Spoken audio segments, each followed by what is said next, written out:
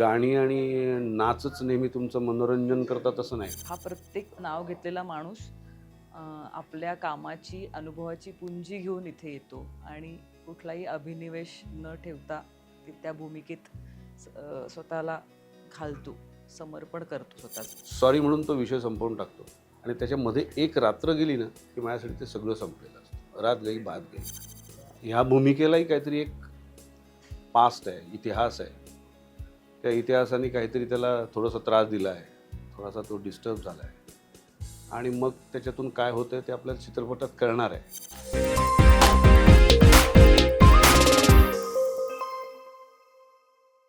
नमस्कार मित्र म्हणे लाईमलाईटमध्ये सगळ्यांचं स्वागत. मी प्रणिता. आपल्यासोबत आहेत गिरीश ओक आणि मुक्ता बर्वे. या दोघांचा नवा सिनेमा येतो. सिनेमाचं नाव आहे माया.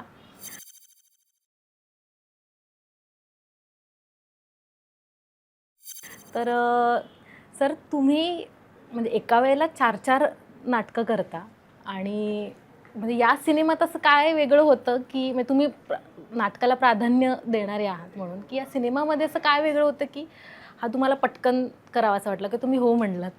भूमिका चांगली होती, वेगळी होती. आत्तापर्यंत मी जे काय केल्या भूमिका त्यापेक्षा नक्कीच वेगळी होती. लंडनला शूट होतं. लंडनला मी पहिल्यांदा गेलो या चित्रपटामुळे. ही 2 मुख्य कारणं होती आणि तिसरं कारण मला नंतर कळलं ते की माझ्याबरोबर काम करणारे कलावंत, जे मला कळले नंतर. ते पण खूप छान होतं, सुखावणारं होतं खूप. हीच बेसिक कारणं होती. सेम क्वेश्चन मुक्ता की तू जेवढे सिनेमे आतापर्यंत केलेस ते त्याच्यापेक्षा जास्त रिजेक्ट केलेस, तर या भूमिकेचं आणि या सिनेमाचं काय वैशिष्ट्य होतं? मला ना गोष्ट आवडली सिनेमाची, रिलेटेबल वाटते. आज पात्र अ, जी पात्र करतो आहोत ती आजच्या काळातली आजचं जगणारी माणसं आहेत असं वाटतं. आणि ज्या गोष्टी ते फेस करतायत, जे जगतायत, जे अनुभव आहेत त्यांचे, हे मला अ, त्यातलं काही ओढून ताणून वाटलं नाही. प्रत्येकजण आपापल्या वयाची आणि खरी भूमिका करतोय असं वाटलं आणि ते सगळ्यात जास्त इंटरेस्टिंग वाटलं, की असा एक सिनेमा करायला हवा, काय हरकत आहे, मजा येईल असं वाटतं. सर तुमचा ना एक व्हिडिओ आला आहे या व्यक्तिरेखेबद्दल या सिनेमातल्या की आणि त्याच्यात एक वाक्य आहे की ही व्यक्तिरेखा ती स्वतःच्याच भूतकाळाशी लढत असते. तर म्हणजे आपण सुद्धा म्हणजे आपल्यासमोर येणारी माणसं, आपल्यासमोर येणारी परिस्थिती ही कुठल्या तरी आपल्याच थॉट पॅटर्नमधून आलेली असते का? म्हणजे यावर तुम्हाला काय वाटतं? गहन आहे खरं तर विषय हा. जनरलाइज सगळ्या माणसांबद्दल मी बोलणं चुकीचं ठरेल. पण लहानपण दिगा देवा असं म्हणतो ना आपण, तसं प्रत्येक वेळी वाटतं की आपल्याला जर का परत ते मिळालं खरं तर मी तसा वागणार नाही. पण त्यातच गंमत असते. आपण तेव्हा तेव्हा तसे वागतो. ते कशामुळे वागतो? म्हणजे ती परिस्थिती तशी असते, आपले काय ग्रहतारे तसे असतात, आपलं वय तसं असतं का काय असतं? पण मला नेहमीच ते जे काय म्हणजे ज्या चुका झाल्या माझ्याकडनं, त्या नेहमीच मी टीचरसारख्या घेतल्या, शिक्षकासारख्या घेतल्या, की ज्यांनी मला खूप नवीन गोष्टी शिकवल्या. असंच मी त्याकडे बघितलं. आणि मला माझ्या हातून ज्या चुका झाल्या, ज्यामुळे मला काहीतरी खूप मोठा त्रास झाला, काहीतरी अ, उतार म्हणूया आपण, चढाव जसे असतात तसे उतार भोगावे लागले म्हणूया किंवा अनुभवायला मिळाले. त्यातून शिकायला खूप मिळालं आणि तसंच दृष्टिकोन ठेवावा असं मला वाटतं आणि त्यातून शिकतो माणूस. म्हणजे मागच्याच ठेच पुढचा शहाणा म्हणतात का काय ते. सो मला त्यातनं आणि गतं न शोच्यम इदं न मम हे 2 गोष्टी मी नेहमीच हे करतो. मग माझं नेहमीच असं असतं की रात गई बात गई असाच मी वागत आलो, की मी कधी भविष्य बघत नाही, हात दाखवत नाही कोणाला. किंवा मला ते कोणी सांगायला गेलं तरी म्हणतो की नको सांगूस बाबा. त्यातली क्युरिओसिटी सगळी जाईल असं मला वाटतं. चांगल्या गोष्टींनी पण आणि वाईट गोष्टींनी पण. वाईट गोष्टीसुद्धा येणार असतील तर त्याला मला मजा वाटते त्याला सामोरं जायला किंवा सो पास्ट असतो प्रत्येकाचाच. काहीतरी गोष्टी असतात, प्रत्येकाच्या असतात. त्याच्यात मी काहीतरी भाष्य करणं चुकीचं आहे, कारण मी काही मानसोपचार तज्ज्ञ नाही. ह्या भूमिकेलाही काहीतरी एक पास्ट आहे, इतिहास आहे. त्या इतिहासाने काहीतरी त्याला थोडासा त्रास दिला आहे, थोडासा तो डिस्टर्ब झाला आहे आणि मग त्याच्यातून काय होतं ते आपल्याला चित्रपटात कळणार आहे. तर असं मला वाटतं की असं एकदम नाही सांगता येणार सगळ्यांसाठी किंवा काय करावं किंवा मी काही तसा कोणी काय गुरु बिरू असं नाही. तुमच्या तुमच्या तुमच्या भूमिकांबद्दल सांगा, की एकतर भूमिका काय आहे आणि ती कथेला कशी पुढे घेऊन जाते आणि तुमच्या दोघांचं ती कशी रिलेट करते?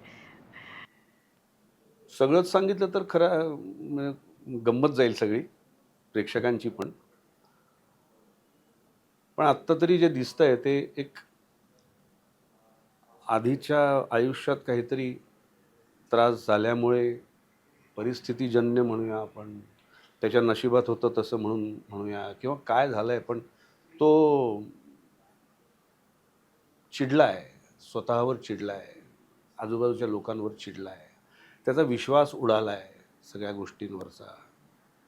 एक पेशंट आहे, इतका उद्धट, दारुडा आणि तिरसट माणूस आहे. हो दहेला यो, मला कोणाची गरज नाहीये.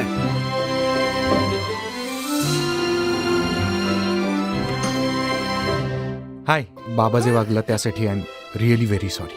तो एक चान्स द्यायला हवास. फक्त आजार तुमच्या मनाप्रमाणे आणि तुमच्या वेळेनुसार नाही बरा होत, ते ट्रीट करायची एक पद्धत असते, त्यांनीच तो बरा होतो.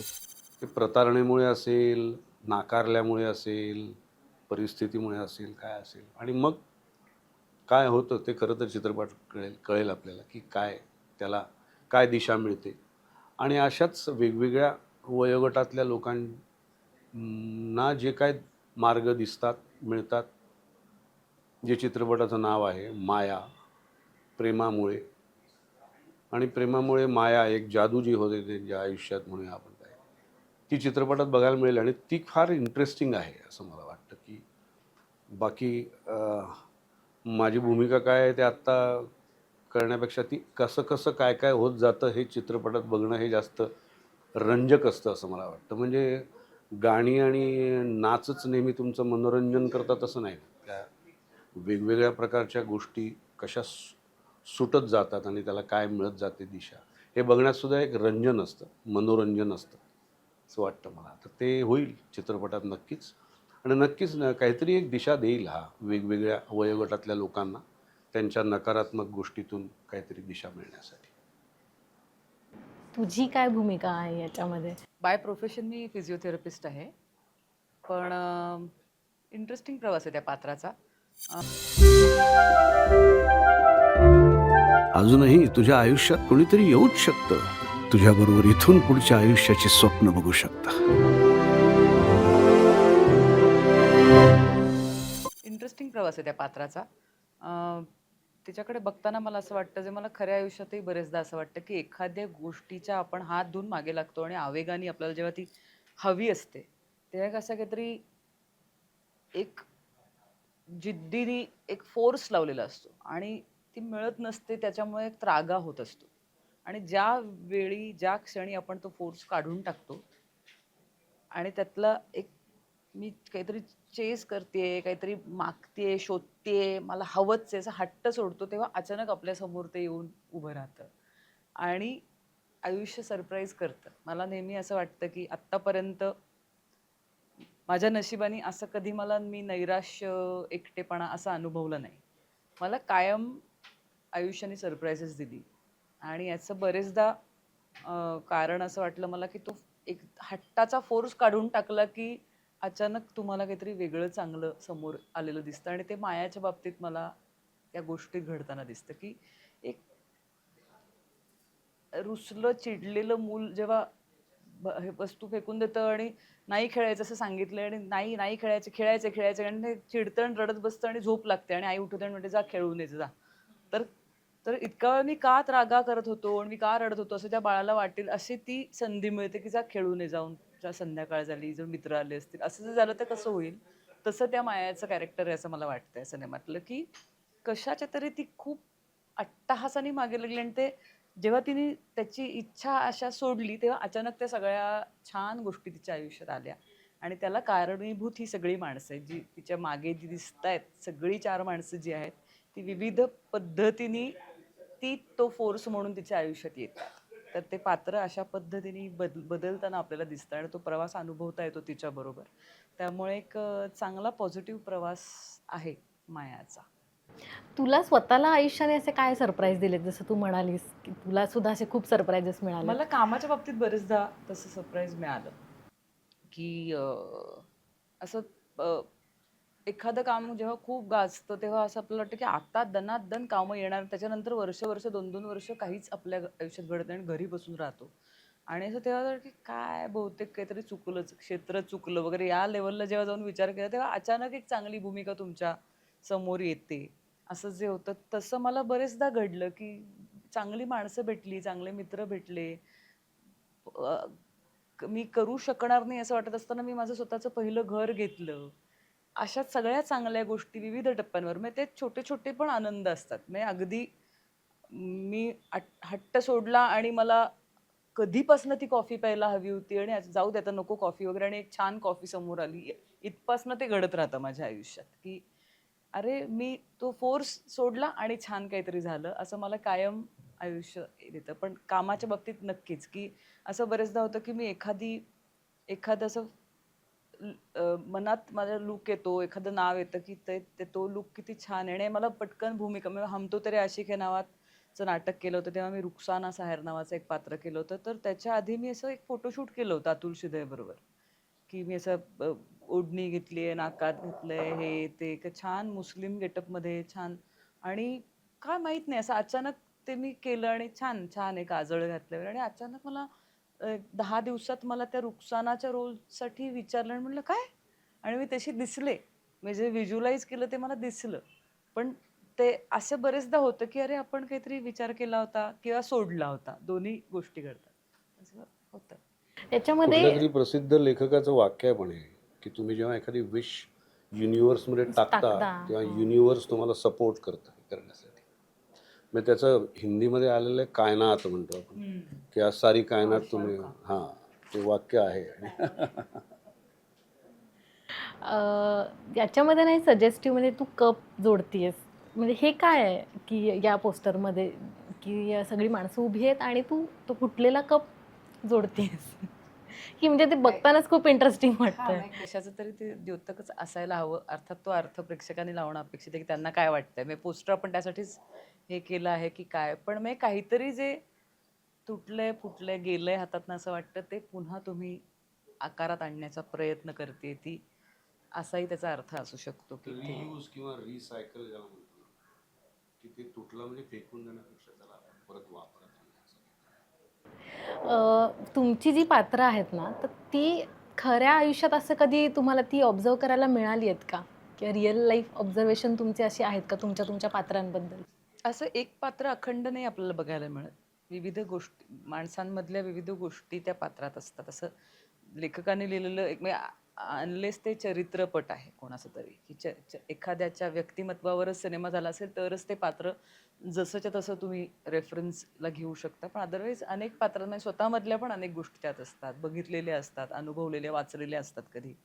त्या तुम्ही जगलेल्या नसतात पण वाचलेल्या असतात. असं असतं. त्यामुळे असंच्या असं पात्र मी नाही बघितलंय. पण ह्याचे अनेक हां, काही कंगोरे थ्रेड्स बघितले. म्हणा किंवा येस. वेगवेगळ्या माणसांमधल्या गोष्टी एका कंगोरे ह्याच्यात बघितले. जुळून येस. आलेल्या. तुम्ही काय सांगाल? असा माणूस माझ्या संपर्कात आला असता तर मी त्याच्यात जास्त जवळ गेलो असतो की नाही शंका आहे मला. म्हणूनच ते हां, म्हणजे किंवा ट्रेलरमध्ये तुमचं ते नाही म्हणजे पाहिलं मी त्याच्यामुळे. मला लांबूनच कळलं असतं आणि मी लांबूनच निघून गेलो असतो, की मला जवळसुद्धा जावंसं वाटणार नाही अशा माणसाच्या. इतका तो तिरसट आणि इतका खतरूड माणूस आहे.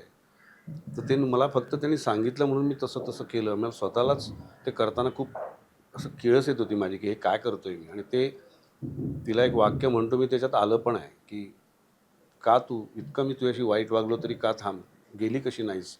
असं जेव्हा म्हणतो मी, तेव्हा ते सगळं आलंय तेव्हा ते चित्रपट बघताना तुम्हाला जाणवेल ते, की पण नाही इतका वाईट माणूस मी नाही पाहिला बाबा आजपर्यंत. मी पाहिला नाही तसेच मी गेलोच नसतो वाटेला. अजूनही कधी आला तर माझ्या वाटेला तर मी नको बाबा आपण त्याच्या वाटेला नको जाऊया. इतका माणूस घाण माणूस कशाला ठेवायचा जवळ? तुम्ही म्हणजे इतकी वेगवेगळी पात्र आणि मला साकार. आठवतं एक सॉरी मी हां, हां. थोडंसं नाही. ज्याचा त्याचा प्रश्न नावाचं एक नाटक मी करत होतो. अभिराम भडकमकरांनी लिहिलेलं. त्यात ते कॅरेक्टर सुरुवातीला खूप सालस साधं, तत्वनिष्ठ आणि असं असतं. आणि हळूहळू, हळूहळू, हळू या सगळ्या रेसमध्ये पैशाच्या आणि याच्या तो करप्ट होत जातो विचारांनी, सगळ्या गोष्टींनी. आणि शेवटी तो इतका वाईट होतो असं मी कॅरेक्टर केलं होतं. तुम्हाला अजून आठवतं आहे की रत्नाकर मतकरी नाटकाला आले होते आणि ते मला म्हणाले की गिरीश तू इतकं चांगलं काम केलंस की असा माणूस माझ्या संपर्कात पण नसावा असं मला वाटायला लागलं. तर ही पावती होती. ते मला आत्ता आठवलं की असा माणूस कशाला पाहिजे आपल्याला संपर्कात, इतका वाईट माणूस. हिचंसुद्धा ते प्रोफेशन आहे, तिला कोणीतरी आग्रह करतं आणि मग ती चॅलेंजवर घेते आणि मग ती करते. पण नाहीतर कोण जाईल अशा माणसाच्या वाटेला. ही सगळी पात्र साकारताना म्हणजे तुमची इंटरनल प्रोसेस काय असते? तुमचं कॅरेक्टर वर्किंग कसं असतं? प्रत्येकाची वेगवेगळी असते असं मला वाटतं. मी दिग्दर्शकाचा नट आहे, खरंच सांगतो. मी माझी कोरीपाटी घेऊन जातो माझ्या दिग्दर्शकाकडे. लिहिलेलं तर असतंच आपल्याकडे, वाक्य असतात, माध्यम असतं माझ्याकडे. आणि नाटकात पेक्षा चित्रपटात जास्त दिग्दर्शकावर अवलंबून राहावं लागतं, कारण ते माध्यम त्या दिग्दर्शकाचं आहे. आणि बिटवीन द लाईन्स त्याला एक्झॅक्टली काय हवं आहे ते खूप बारीक बारीक प्रेक्षकांपर्यंत पोचणार आहे. त्यामुळे त्याबद्दल खूप भान ठेवावं लागतं. आणि मी म्हणजे संख्यावाईज म्हणाल तर मी नाटकं जास्त केली आहेत, चित्रपट खूप कमी केले आहेत. त्यामुळे ते भान मला बाळावं लागतं. याच्यातसुद्धा मला आदित्यने जेव्हा पहिल्यांदा सांगितलं की डॉक्टर जरा कमी करा कमी करा, तर मला कळत नव्हतं की काय कमी करा. एकदा तर मी त्याला म्हणालो की अरे मला काही केल्यासारखंच वाटत नाही आहे. तर तो म्हणाला की तुम्हाला वाटत नसेल पण ते इथे रेकॉर्ड होत आहे. तर ह्या ज्या गोष्टी असतात त्या प्रत्येकाच्या वेगवेगळ्या असतात. मुक्ताला आता त्याचा अनुभव आला असेल किंवा त्याला कळलं असेल की काय केलं म्हणजे काय होतं ते. मला तो अजून यायचा आहे असं म्हणेन मी. आणि मी पूर्णपणे त्याच्यावर अवलंबून होतो. मला काय करायचं आहे ते तुला हवं आहे तसं येतं आहे का ते तुम्हाला सांग. आधी मला सांग काय हवं आहे ते मी करून पाहतो. आणि मग मला शॉट झाल्यानंतर त्याच्या कट म्हणण्याच्या स्वरावरून आणि चेहऱ्यावरनं कळायचं की हा बरोबर झाला आहे का नाही झाला आहे. सुदैवाने त्या कारणासाठी रिटेक नाही झाले. टेक्निकल कारणांसाठी काही रिटेक झाले असतील तर. पण अशीच माझी प्रोसेस असते की जे काय दिलं आहे ते आत मुरवायचं. आणि मी 2 पद्धती ज्या असतात की माझ्यासारखं भूमिकेला करायला लावणे आणि भूमिकेसारखं मला करायला लावणे. तर भूमिकेसारखं मला करायला लावण्याचा प्रयत्न माझा जास्त असतो प्रत्येकच वेळी, नाटकात काय आणि इथे काय. खूपसा जवळ जाण्याचा प्रयत्न काही ठिकाणी होतो, यशस्वी काही ठिकाणी नाही होत. ज्या ठिकाणी होतो तिथे लोक म्हणतात की तुम्ही ती भूमिका जगलात भावा, छान वाटलं असं. तर ते ऐकलं की बरं वाटतं, केलेला प्रयत्न सार्थकी लागला असं वाटतं. पण हे अर्थात मी माझ्यापुरतं बोललो, प्रत्येकाचे वेगवेगळे हे असतात. अजूनही म्हणजेच भूमिका साकारताना इतक्या मोठ्या टप्प्यावर येऊन नर्वसनेस किंवा एक्साइटमेंट असते? गोळा येतो पोटात, अजूनही येतो. म्हणजे कितवाही प्रयोग असला तरी प्रयोग सुरू व्हायच्या आधी एक बारीकसा गोळा आलेला असतो. आणि मला असं वाटतं तो ज्या दिवशी येणं बंद होईल त्या दिवशी मी थांबीन. कारण तोच एक असतो ना गोळा, तो तुमच्याकडनं करवून घेतो सगळं. आणि नाहीतर मग सगळं खूपच सोपं होऊन जाईल असं. म्हणजे मला आठवतं आहे की कुठेतरी वाचलं होतं मी, एक बॅले डान्सरला विचारलं होतं की तुम्ही इतकं परफॉर्म करत होता तर आधी तुमच्या पोटात गोळा येतो का. तिने हे उत्तर दिलं होतं आणि ते मला अगदी पटलं की तो थोडंसं तोंड कोरडं होणं, थोडंसं ते पोटात गोळा येणं, थोडीशी एन्झायटी असणं, हे मला असं वाटतं की आवश्यक आहे. नाहीतर मग फारच सोपं होईल. नाही म्हणा, म्हणजे ते मला नाही सहन होणार. मला थोडंसं लागतं, पोटात गोळा लागतो थोडासा. मुक्ता, तुझं जे कॅरेक्टर आहे ना, की हळूहळू म्हणजे ॲक्सेप्टन्सकडे जाणारं आहे. तर या कॅरेक्टरमधून तुझ्या पर्सनॅलिटीमध्ये कोणत्या गोष्टी ॲड झाल्या की अरे मायाने मला हे दिलं, की हे ट्रान्सफॉर्मिंग होतं माझ्यासाठी? अवघड आहे असं सांगणं. म्हणजे त्याचा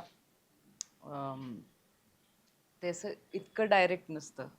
काउंटरवरची देवाणघेवाण असल्यासारखं लाँग टर्म असतो मला वाटतं तो परिणाम. आणि तो तुम्हाला हळूहळू कळतो की हे मला त्या कॅरेक्टरमुळे मिळालं. कारण असं ते शिकवण देणारी पात्र असतात असं नाही, ते आत झिरपत राहतं तुमच्या. त्यामुळे कदाचित एखादा अप्रोच असेल, कधी एखादा क्षण असेल. त्यामुळे मायाने एक्झॅक्टली काय दिलं हे आत्ता मला तुला सांगता येणार नाही. कारण 2 वर्षांनी आपण भेटू तर कदाचित तुला सांगू शकेन की ते माझ्या कायम स्मरणात राहिलं किंवा ती भावना कायम मला आठवते. जी आत्ता तर आम्ही त्याला जस्ट सामोरे गेलोय. म्हणजे माहीत नाही की त्यातलं आत किती राहिलंय काय. पण प्रत्येक भूमिकेचं काहीतरी आत राहतं तुमच्या, एवढं नक्की. पुढचं सगळं आयुष्य मला मायासोबत जगायचं. I love you. म्हणजे तू, सिद्धार्थ किंवा गिरीश सर, विजय केंकरे आहेत, एवढी सगळी कास्ट एकत्र आहे. तर तुमची ती एक्सचेंज कशी होती किंवा तुमचं बॉन्डिंग कसं होतं? फॉर्च्युनेटली म्हणजे रोहिणीताई पण आहेत. हां, बरोबर. फॉर्च्युनेटली सगळ्या मंडळींबरोबर मी विविध कारणांमुळे आधी जोडली गेली आहे, त्यांच्याबरोबर कामं केली आहेत. गिरीश काकांबरोबर माझं आयुष्यातलं जे दुसरं नाटक होतं देहभान नावाचं, ते मी गिरीश काकांबरोबर केले. त्यामुळे या क्षेत्रातलं जे बालपण होतं ते त्यांनी बघितलंय माझं आणि तेव्हापासून मी गिरीश काकांना मी प्रेक्षक म्हणून खूप आधीपासून बघते खरं तर. पण तेव्हा प्रत्यक्ष त्यांच्यावर काम करण्याची संधी मिळाली. विजय केंकरे सर माझे गुरुच आहेत. ललित कला केंद्रात मला शिकवायचे. सिद्धूबरोबर मी सिद्धार्थची जी पहिली मालिका होती त्यात मी काम करत होते. अग्निहोत्र तेव्हा तो म्हणजे कॉलेजच्या परीक्षा देत होता फर्स्ट इयरच्या. आणि रोहिणीताईंबरोबरचा अनुभव पण अर्थातच चार चौघीचा मजबूत अनुभव आहे. त्याच्या आधी मुंबई पुणे मुंबईमध्ये आम्ही एकत्र काम केलं होतं. तर त्यामुळे माहिती होतं की किती एनरिचिंग असणार आहे. कारण ते हा प्रत्येक नाव घेतलेला माणूस आपल्या कामाची अनुभवाची पुंजी घेऊन इथे येतो आणि कुठलाही अभिनिवेश न ठेवता त्या भूमिकेत स्वतःला घालतो, समर्पण करतो स्वतःचं. तर त्या पद्धतीने असे सहकलाकार असतात तेव्हा तुमच्या कामातच सुधारणा होत असतात कायम आणि गिव्ह अँड टेकची शक्यता असते. हक्काने समोरचा माणूस आपल्याला सांगू शकेल इतकी मोठी माणसं जेव्हा समोर असतात तेव्हा बरंच वाटतं की आपण चुकलो तरी ते चुकीचं पुढे जाऊ देणार नाहीयेत. म्हणजे दिग्दर्शका व्यतिरिक्तची ही सगळी जी माणसं होती म्हणजे गिरीश काका, विजय सर, रोहिणीताई, की माझं इकडे तिकडे काही झालं तरी समोरनं येणार होतं की आणखीन एकदा करून बघू असं म्हटलं तरी सुद्धा. आणि इतकी मोठी मंडळी आहेत की त्यांना कोणाला मला कसं येतंय हे दाखवण्यात त्यांना रसच नाहीये. म्हणजे त्यांना तुझं कसं चांगलं होईल याच प्रयत्नात ते कायम असतात सहकलाकारासाठी. त्यामुळे तुम्ही सेफ स्पेसमध्ये असता. चुकायची संधी असते कारण चूक सुधारून मिळणार असते तुम्हाला याबरोबर. त्यामुळे ते छान होतं त्यांच्याबरोबरची केमिस्ट्री आणि तो प्रवासही. गिरीश काकांना मी अशा भूमिकेत पहिल्यांदा बघितलं खरं. इतका चिडचिडा पण त्यांच्यात एक गंमत आहे. ते म्हणतात की त्या माणसाच्या मी जवळ गेलो असतो. त्यातही त्यांनी काहीतरी असं काहीतरी एक त्या कॅरेक्टरमध्ये लोभसवाणं ठेवलं होतं की त्यांचे क्लोज बघतानाही मला नेहमी हसू येतं की असे लॅब्रेडॉर वगैरे असतात की नाही की जसे घरात खोड्या करतात, टिश्यू रोल्स उधळून टाकतात आणि त्यांना अचानक कोणी केलं असं म्हणल्यावर तसं असं करतात. तसे ते विविध पद्धतीने ते त्या सिनेमातले त्यांचे क्लोज बघितलं तसं वाटतं की त्यांना माहिती आहे की ही मी खोडी काढली आहे. पण मी मान्य करतोय पण मला मान्य करायचं नाही असं एक ते लोभसवाणं काहीतरी त्यांनी केलंय त्या कॅरेक्टरमध्ये. तर त्याचं जे ट्रान्सफॉर्म होणं आहे त्या पात्राचं ते त्याच्या खुणा त्यांनी ठेवल्या आहेत. म्हणजे असा तो वरकरणी काटेरी वाटणारा माणूस आतमध्ये खूप खोल खोल काहीतरी आहे हे इतका छान लेअर गिरीश काकांनी ठेवलाय की ते बघत असताना मला मजा येते की हा कसा काय लुक आहे हा असा आत्ता दिलेला मजेशीर. किंवा सिद्धू बरोबर अर्थात एक तर यांचा दोघांचा सीन आहे जो सिनेमातला माझा सगळ्यात आवडता सीन आहे की युजली आपण आई मुलाचे आई मुलीचे असे इमोशनल सीन बघण्याची आपल्याला सवय आहे. पण वडील आणि मुलाचा एक अत्यंत कमी शब्द वापरून केलेला अत्यंत इमोशनल सीन जो बघताना मला आवडला नाही. की मला असं वाटलं की बापरे. आणि मी शूट होताना बघितलाय तो सीन. पण तरी जेव्हा सिनेमात तो आला तेव्हा मला असं एकदम आतमध्ये काहीतरी झालं की हे दोघं जण फारच सुंदर केला आहे त्याने तो सीन. त्यामुळे काम करताना चांगलं सेफ वाटत होतं मला. तुम्हाला कुठला सीन आवडला होता या सिनेमातला की? त्याआधी जर आम्ही मगाच्या मुद्द्यावर थोडंसं हो, बोलू हो. की जे म्हणाले ना फिल्ममध्ये कसं होतं की ती जे म्हणाले ते करेक्ट म्हणाले की त्या भूमिकेतून तुम्हाला काय मिळालं हे कळायला वेळ लागतो. हळूहळू हळू ते झिरपत असतं. नाटकात तसं होत नाही. नाटकात तुम्ही महिना त्या वाक्यांची तालीम करता आणि जर का तुमचा रोल म्हणजे तुमची भूमिका माउथपीस असेल लेखकाचा आणि त्याला जर का काहीतरी एक थॉट प्रोवोकिंग किंवा विचार प्रवर्तक नाटक लिहायचं असेल आणि त्याला तुमच्या तोंडी काहीतरी द्यायचा असेल मेसेज तर ती वाक्य तुम्हाला बोलायची असतात. देहभानचंच मला आठवतं आहे की डॉक्टर मोहन आगाशे आले होते नाटकाला आणि नंतर आमचा परिसंवाद होता. तर त्याच्यात ते मला म्हणाले की गिरीश तुझी काही वाक्य इतकी गमतीशीर आहेत किंवा इतकी तारेवरची कसरत आहे की तू ती नीट बोललास तर टाळी, नाही बोललास तर चुक. तर अशी काही जी वाक्य असतात ना, जी फार विचार करून बोलावी लागतात. तुझं आहे तुझं नाटक मी करतो. त्याच्यात पुलंची काही वाक्य अशी आहेत, ती तुमच्या वागण्याबद्दल, एकंदर सोकॉल तत्त्वज्ञानाबद्दल आणि तुम्ही जे काय बघता त्या वागता-बिगता त्याच्याबद्दल इतकं बेसिक लेव्हलवर तुम्हाला जोरात एक टपली मारतात ना, की ते वाक्य तुम्ही, आता मी हजारो प्रयोग त्या नाटकाचे केले. तर ते वाक्य बोलून, बोलून तसं तुम्ही वागलात बाहेर, तर ते वाक्य तुम्हाला येऊन टपली मारतं. म्हणजे माणसाला स्वतःच्या अपूर्णत्वाची इतकी खात्री पटलेली असते, की प्रत्येकजण कसल्या ना कसल्या तरी ढोंगाची शाल पांघरून वावरत असतो. पांघरावीच लागते, करतात काय बिचारे, असं वाक्य आहे त्यांचं. तर तो अभिनिवेश जो आहे किंवा ढोंग जे आहे, खोटेपणा जो आहे, तो कुठेतरी तुम्ही वापरलात ना, तर पटकन ते वाक्य येऊन तुम्हाला मुस्काटच मारतं. तू बोलू नकोस मग तसं. तर अशी जे काही वाक्य आहेत, जी पुलंनी तर अशी पेरली आहेत अनेक नाटकांमध्ये, तर ते मात्र होतं, की तसं तुम्ही वागू शकत नाही तिथून पुढे. असं काहीतरी होतं. आणि आता तू काय म्हणालीस मला नंतर प्रश्न विचारलास तो? आवडलेला सीन. हा आवडलेला सीन.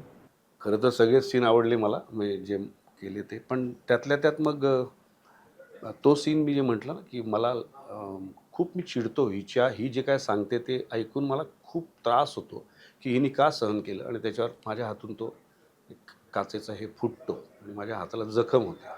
आणि ती जखम झाल्यानंतर ही मला पटकन ती हे होते तिच्यातली माणूस म्हणूया, डॉक्टर म्हणूया, जागी होते आणि ती जाऊन ते फर्स्ट एडचं सामान आणते आणि मला ते जखमेला माझ्या बांधते. आणि तेव्हा जर मी त्याच्याकडे बघितलं आहे आणि त्याच्यात प्रश्न विचारला आहे, की मी इतका वाईट वागून सुद्धा तू का थांबलीस?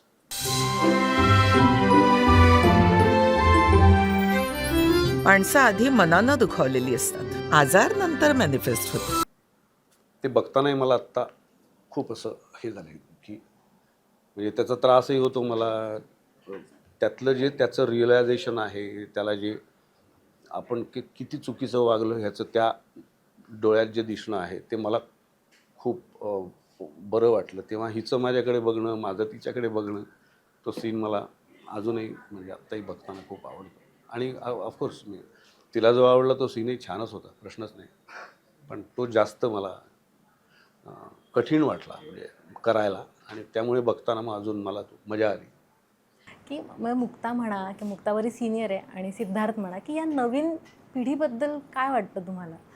कौतुक, आदर. डार्विननी सांगितलं, मी सांगायची गरज नाही. उत्क्रांत पिढी आहे ही. फार पटपट पटपट त्यांना समजतं. आमच्या मेंदूवर कमी आहेत सुरकुत्या, यांच्या खूप जास्त आहेत. मला नेहमीच या पिढीचं भयंकर कौतुक वाटतं, भयंकर. आणि त्यांना शिकवण्याजोगं काही नसतं, त्यांच्याकडनं शिकण्याजोगंच असतं असं मला वाटतं, की ते जास्त एक्सपोज्ड आहेत, जास्त काय म्हणतात त्याला, करेक्ट आहे त्यांचं, ठरलेलं आहे काय कसं करायचं ते. आमची पिढी थोडीशी मागची पिढी आहे, ती इमोशनल फूलच आहेत सगळे, मूर्ख आहेत सगळे असं मला वाटतं. नवीन पिढी सगळी खूप शहाणी आहे, सजग आहे, खूप अवेअरनेस आहे त्यांच्याकडे, पटपट पटपट कळतं त्यांना. आणि तंत्राचं पण त्यांना खूप छान ज्ञान आहे. तर ते मान्य करायला पाहिजे. आणि कशाला ढोंग पांघरायचं ते, की खरंच सांग, खूप बरं वाटतं. अशी मी हिचं तर मी वाढ अशी पाहिली आहे आणि ती बघताना खूप बरं वाटतं. किती छान स्वतःला तिने वाढवलं आहे. खूप बरं वाटतं. शेवटचा प्रश्न दोघांसाठी, की म्हणजे जेव्हा असं कुठेतरी आपण थांबतो किंवा कुठेतरी अडकतो, तेव्हा तुमची हिलिंगची प्रोसेस काय असते? की तुम्ही त्याच्यातून बाहेर पडण्यासाठी किंवा पुन्हा उभं राहण्यासाठी की तुम्ही काय करता? मी तर आणखीन थांबते. थोडा वेळच घ्यायला लागतो मला वाटतं प्रत्येक मग एखादी मोठी सिच्युएशन, प्रॉब्लेम, घटना आनंद देणारी सुद्धा जरी असली तरी सुद्धा जोपर्यंत आपण त्या मोठ्या घटनेपासून आपण थोडे लांब जाऊन ती बघत नाही तोपर्यंत त्याच्याविषयीची रिॲक्शन देण्यासाठी आपण योग्य नसतो. आपण त्या रिफ्लेक्स ॲक्शनमध्ये त्याच्यावर रिॲक्ट होत राहतो. राग आला तरी सुद्धा, आनंद झाला तरी सुद्धा, प्रेमात पडलो, प्रेमभंग झालं, काही झालं, मोठी इमोशन जेव्हा आपण त्याच्या खूप जवळ असतो तेव्हा एक रिफ्लेक्स ॲक्शन होत असते. लांब जाऊन बघितल्यावरच कळतं. त्यामुळे थोडा वेळ घेते मी तर रिॲक्ट करण्याआधी, बोलण्याआधी शक्यतो. स्वतःला सुद्धा स्वतःशी त्याच्याविषयी विचार करण्यासाठी पण मी थांबते. तो पेशन्स आहे माझ्यात तेवढा. मला घाई नसते कशाची व्यक्त होण्याची किंवा काय घडलं असेल नक्की असे मी माणूस म्हणून खूप संथ आहे बऱ्यापैकी, आळशी आहे बहुतेक. त्याचा फायदा होतो मला, की शेकोटीच्या भोवती बसलेलो असतो तेव्हा ठिणग्या उडत असतात ना, चटके. त्याच्यात थोडं लांब गेलं तरच ती ऊब आहे हवेत असं जाणवतं, पण चटके बसत नाहीत. तसंच आहे ते, असं मला वाटतं. कठीण आहे प्रश्न फारच. मी म्हटलं तसं मगाशी की मी पहिले तर ती एज्युकेशन शिक्षण म्हणूनच घेतो की आणि मला काय शिकायला मिळतंय आता. वाईट घटना असेल तर जरा अँगल बदलला की ती वेगळी दिसते असं मला वाटतं. दुःख हे किंवा त्रास कुठलाच सगळ्या बाजूनी त्रास नसतो ॲक्च्युली. जरा आपण आपलं समाधान करून घ्यायचं असतं. दुसऱ्या अँगलने बघितलं की आपल्याला कळतं. मग त्यात तो हे म्हणते तसा वेळ असेल किंवा अँगल बदलणं असेल काय. आणि मुख्य म्हणजे माझी चूक असेल नसेल तरीसुद्धा असं काही झालं असेल तर मी इमिजिएटली सॉरी म्हणून तो विषय संपवून टाकतो. आणि त्याच्यामध्ये एक रात्र गेली ना की माझ्यासाठी ते सगळं संपलेलं असतं. रात गई बात गई. नाहीतर ते घेऊन मी कधीच वावरलो नाही. की आनंदाचं असेल चांगलं असेल त्याचं जर स्वतःशी बसून जसं एकटेपणात बसून आपण असं ॲनालिसिस करायचं असतं की खरंच त्या लायकीचे आपण आहोत का किंवा काय आहे ते केलं की जरा बरं वाटतं आपल्याला की नाही काही काही गोष्टी चांगल्या आहेत पण काही काही गोष्टी जरा उगीचच चांगल्या म्हटल्या जात आहेत तर त्या आपण जरा शांत राहूया जमिनीवर राहूया आणि परत तेच करत राहूया. आणि शेवटी कसं आहे की सॅटिस्फॅक्शन इज डेथ ना. मग एखाद्या गोष्टीत तुम्ही संतुष्ट होणं हे मरण आहे तुमचं. तुम्ही संपता मग. सो ते पुढचं दिसायलाच पाहिजे. क्षितिजासारखंच आहे ते. तुम्ही जेवढे जवळ जाल तेवढं ते पुढे पळालेलं असतं. तर तसं ठेवलं स्वतःला तरच ते बरं राहतं. नाही तर मग काय माझं छान चाललंय ना होऊन बसतं मग. असं मी फार तात्विक वगैरे बोलतोय मी. एवढा काही मी मोठा नाही आहे. मी साधा आहे. मला काय हे तुमचं मोठेपण आहे. नाही काय तसंच आहे. तर खूप खूप थँक्यू तुम्हाला. Thank you. आणि खूप खूप शुभेच्छा तुम्ही आणि आलात आणि बोललात त्याच्याबद्दल. तर 27 फेब्रुवारीला हा सिनेमा येतोय तर सगळ्यांनी सिनेमागृहात जाऊन नक्की बघा.